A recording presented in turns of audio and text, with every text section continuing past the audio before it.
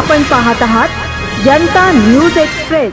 श्रीमती नाथीबाई दामोदर ठाकरसी महिला विद्यापीठाचा MNDT महिला विद्यापीठ 74वा वार्षिक दीक्षांत समारंभ अर्थात पदवी प्रदान कार्यक्रम फेब्रुवारी 17 रोजी सकाळी 11 वाजता सर सीताराम आणि लेडी शांताबाई पाटकर दीक्षांत सभागृह पाटकर हॉल SNDT महिला विद्यापीठ चर्चगेट मुंबई येथे संपन्न होणार आहे। या समारंभात विद्यापीठातील विविध विभाग संचालनाधीन महाविद्यालये व संस्था तसेच संलग्न आणि स्वायत्त महाविद्यालयांमधून एकूण 15,346 विद्यार्थ्यांना पदविका प्रदान केले जातील, अशी माहिती डॉक्टर संजय नारकर यांनी पत्रकारांना दिली। यावेळी देसाई मॅडम, शुभम सोनावणे, राजस लिमये, राजेंद्र वायंगणकर, मेहुल खोले आदी प्राध्यापक वर्ग उपस्थित होता। श्रीमती नाथीबाई दामोदर ठाकरसी महिला विद्यापीठाचा 74वा पदवी प्रदान समारंभ दीक्षांत समारंभ दिनांक 17 फेब्रुवारी 2025 रोजी सकाळी 11 वाजता विद्यापीठाच्या सर सीताराम आणि लेडी शांताबाई पाटकर दीक्षांत समारंभ येथे संपन्न होत आहे। आपल्या सर्वांना माहितीच आहे की सन 2016 मध्ये महिलांना एम्पॉवर करण्यासाठी भारतरत्न महर्षी धोंडो केशव कर्वे यांनी स्त्री शिक्षणाच्या माध्यमातून महिलांना सक्षमीकरण या ध्येयाने स्थापन केलेलं हे दक्षिण आशियातलं पहिलं महिला विद्यापीठ आहे। विद्यापीठाचं ब्रीद वाक्य आहे संस्कृता श्री पराशक्ती। तर महिलांना सशक्त करणं हा विद्यापीठाचा मोटो आहे। या 74व्या दीक्षांत समारंभामध्ये एकूण 15,346 विद्यार्थिनींना पदविका प्रदान केल्या जाणार आहेत। त्यामध्ये 12,046 पदवी, 2,460 पदव्युत्तर, 130 पदव्युत्तर पदविका, 707 पदवीपूर्व डिप्लोमा आणि 3 प्रमाणपत्र, त्याचबरोबर 46 संशोधकांना PhD म्हणजे डॉक्टरेट पदवी प्रदान करण्यात येणार आहे। या समारंभामध्ये एकूण 77 गुणवंत विद्यार्थिनींना सुवर्ण पदक, 1 रौप्य पदक, 1 ट्रॉफी आणि 135 विविध पारितोषिक प्रदान केली जाणार आहेत। महाराष्ट्राचे माननीय राज्यपाल आणि विद्यापीठाचे कुलपती श्री CP राधाकृष्णन हे या दीक्षांत समारंभाच्या अध्यक्षस्थानी असणार आहेत। महाराष्ट्र राज्याचे उच्च व तंत्र शिक्षण मंत्री माननीय नामदार श्री चंद्रकांत दादा पाटील हे या समारंभात प्रमुख अतिथी म्हणून उपस्थित असतील। तसेच प्राध्यापक डॉक्टर ज्योती पारिक, कार्यकारी संचालक integrated research and action for development IRADe या कार्यक्रमाच्या प्रमुख वक्त्या असतील आणि दीक्षांत भाषण देतील। विद्यापीठाच्या माननीय कुलगुरू प्राध्यापक उज्ज्वला चक्रदेव या दीक्षांत अहवाल सादर करणार आहेत। विद्यापीठाच्या प्रकुलगुरू प्राध्यापक रुबी ओझा, कुलसचिव विलास नांदवडेकर, परीक्षा संचालक डॉक्टर संजय नेरकर, आम्ही सर्व मान्यवर विद्यार्थी पालकांनी संलग्न असलेल्या सर्वांना या दीक्षांत समारंभास उपस्थित राहण्याचं आवाहन केलं आहे। SNDT विद्यापीठाचं वैशिष्ट्य हे महिलांसाठी केवळ असलेलं हे एकमेव विद्यापीठ आहे। या विद्यापीठाचे चर्चगेट, जुहू, पुणे, श्रीवर्धन, पालघर आणि चंद्रपूर असे एकूण 5 कॅम्पसेस आहेत। विद्यापीठामध्ये 39 विद्याशाखा आहेत, 13 संचालनाधीन म्हणजे कंडक्टेड कॉलेजेस आहेत, 2 मॅनेजमेंट इन्स्टिट्यूट्स आहेत, 11 केंद्र आहेत, 3 विविध कक्ष आहेत, 5 स्वायत्त महाविद्यालय म्हणजे ज्याला ऑटोनॉमस स्टेटस दिलेली अशी महाविद्यालय आहेत आणि एकूण 7 राज्यांमध्ये विखुरलेले 380 संलग्नित महाविद्यालय SNDT महाविद्यालयाशी संलग्नित आहेत। SNDT महिला विद्यापीठात साधारणपणे 1100 शिक्षकेतर कर्मचारी कार्यरत असून विद्यार्थिनींची संख्या 84,331 इतकी आहे। राष्ट्रीय शैक्षणिक धोरणाच्या अनुषंगाने जी केंद्रीय पातळीवरची वेगवेगळी धोरणं आहेत ते विद्यापीठ यशस्वीपणे राबवित आहे।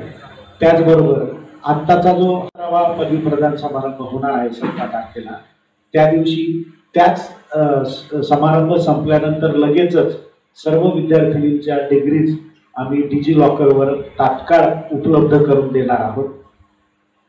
हा युनिकनेस आहे. विद्यापीठाच्या चंद्रपूरला 51 एकरचा आता मोठा कॅम्पस डेव्हलप होतोय. तिथं विद्यापीठाने नुकतीच आंतरराष्ट्रीय क्लायमेट चेंजवर एक परिषद घेतलेली आहे.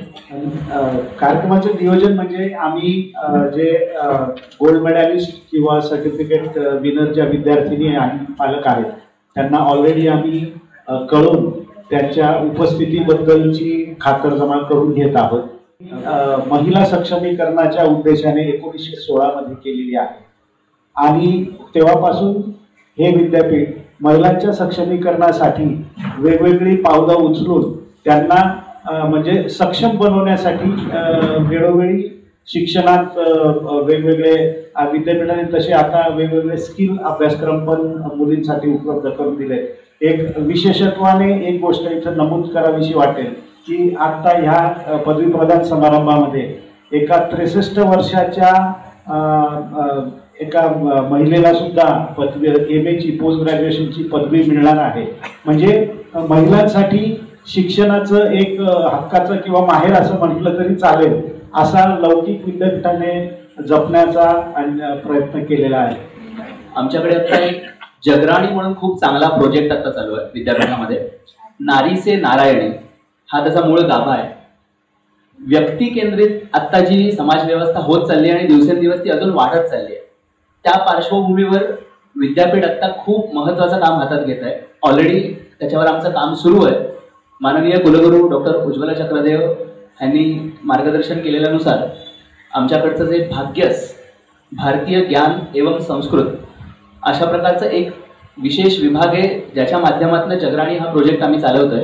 जगराणी हे चंद्रशेखर आझाद यांच्या आईचं नाव आहे आणि समाजात असलेली स्त्रीची भूमिका आणि आपण आता जो विषय काढला की 2 स्त्रिया आणि त्यांच्यामधले परस्पर संबंध, तर भारतीय समाज व्यवस्था कशा पद्धतीने होती आणि त्या मुळावर म्हणजे अगदी वेदकालीन ऋषिकांपासून आपण आदर्श घेऊन कशा पद्धतीने समाज पुनर्स्थापित करू शकतो, कशा पद्धतीने एक रिबिल्ड म्हणतो, रिस्ट्रक्चर्ड ज्याला म्हणतो, त्या विषयावर आमचं ऑलरेडी त्या माध्यमातून काम चालू आहे. आणि भारतीय जो समाज आहे त्याचे आदर्श आणि त्या वेळेचे आदर्श आम्ही आजच्या मुलींपुढे, आजच्या महिलांपुढे आम्ही ते ठेवतोय त्या माध्यमातून. सर्वांना सांगताना मला अभिमान वाटतो की SNDT महिला विद्यापीठ हे 1916 साली स्थापन झालेलं आहे आणि या विभागाअंतर्गत 1979 साली जवळपास 50 वर्षापूर्वी दूरस्थ आणि ऑनलाईन शिक्षण केंद्राची उभारणी करण्यात आली होती, ज्याचं आधीचं नाव होतं डिपार्टमेंट ऑफ करस्पॉन्डन्स एज्युकेशन. ज्या विद्यार्थिनींना, ज्या महिलांना आर्थिक अडचणीमुळे किंवा पैशाच्या कमतरतेमुळे आपले शिक्षण पूर्ण करता येत नाही किंवा अनेक कौटुंबिक जबाबदाऱ्या असतात, ज्या जबाबदाऱ्या सांभाळताना पूर्ण वेळ शिक्षण घेता येत नाही, अशा विद्यार्थिनींना आपण दूरस्थ आणि ऑनलाईन शिक्षण केंद्राच्या माध्यमातून त्यांच्या पदवी आणि पदव्युत्तर शिक्षण जे आहे ते पूर्ण करण्याची संधी आपण उपलब्ध करून दिली आहे. दूरस्थ शिक्षण केंद्रामध्ये सध्या पदवी पातळीवरती BA, BCom, BA mass media, BMS हे अभ्यासक्रम उपलब्ध आहेत, तर पदव्युत्तर पातळीवरती MA आणि MCom हे कोर्सेस उपलब्ध आहेत. MA मध्ये अगदी मराठी असेल, हिंदी, इंग्रजी, समाजशास्त्र, अर्थशास्त्र, राज्यशास्त्र, इतिहास असे 7 विषय आपण उपलब्ध करून दिलेले आहेत विद्यार्थिनींना.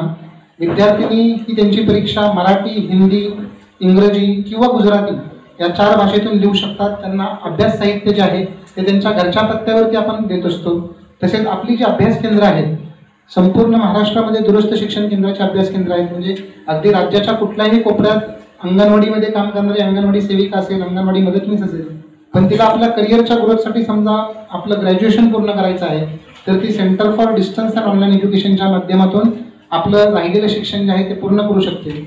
दुसरी गोष्ट इथे नमूद करावीची अशी आहे की बऱ्याचदा लोकांचा गैरसमज असतो की रेग्युलर मोडमधून घेतलेलं शिक्षण आणि डिस्टन्स मोडमधून घेतलेलं शिक्षण यामध्ये फरक आहे का, तर तसं नाही आहे. UGCचं स्पष्ट एक परिपत्रक आहे की जो नियमित अभ्यासक्रम आहे त्याची समकक्षता आणि दूरस्थ अभ्यासक्रम जो आहे त्या पदवीची समकक्षता एकच आहे. म्हणजे एखाद्या विद्यार्थिनीने जर नियमित अभ्यासक्रम पूर्ण केलेला आहे आणि दुसऱ्या विद्यार्थिनीने जर दूरस्थ शिक्षण केंद्रातून अभ्यासक्रम पूर्ण केलेला आहे तर त्या दोन्ही विद्यार्थिनींच्या पदवीची समकक्षता जी आहे ती सारखीच आहे.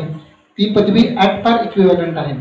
तर centre for distance and online education SNDT महिला विद्यापीठ हे या माध्यमातून देखील विद्यार्थिनींना संधी उपलब्ध करून देत आहे. जसं सरांनी सांगितलं की यावर्षी आमच्या इथे 69 वर्षाच्या महिला ज्या आहेत ज्यांनी MA मराठीचा अभ्यासक्रम पूर्ण केलेला आहे आणि चालू शैक्षणिक वर्षामध्ये एक 76 वर्षाच्या महिलेने MA इंग्लिश अभ्यासक्रमाला प्रवेश घेतलेला आहे चालू शैक्षणिक वर्षामध्ये.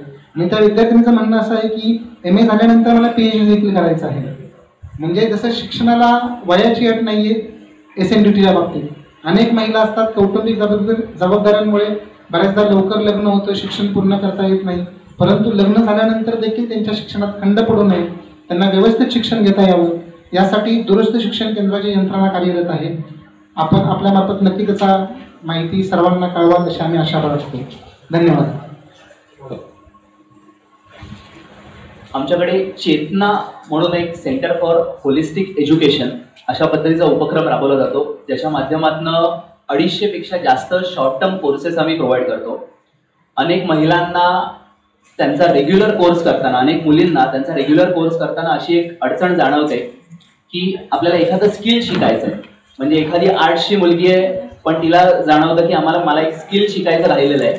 एखादी कॉमर्सची मुलगी आहे किंवा सायन्सची आमची मुलगी आहे, तर तिला एखादं स्किल जर का शिकायचं असेल, ते कुठल्याही प्रकारचं स्किल असू शकतं, तर त्यासाठी आम्ही 250 प्रकारचे कोर्सेस आत्ता आमच्याकडे चेतनाच्या माध्यमातून राबवले जातात. साधारण 15,000 पेक्षा जास्त विद्यार्थिनींनी या कोर्सेसला एनरोल केलेलं आहे गेल्या वर्षी.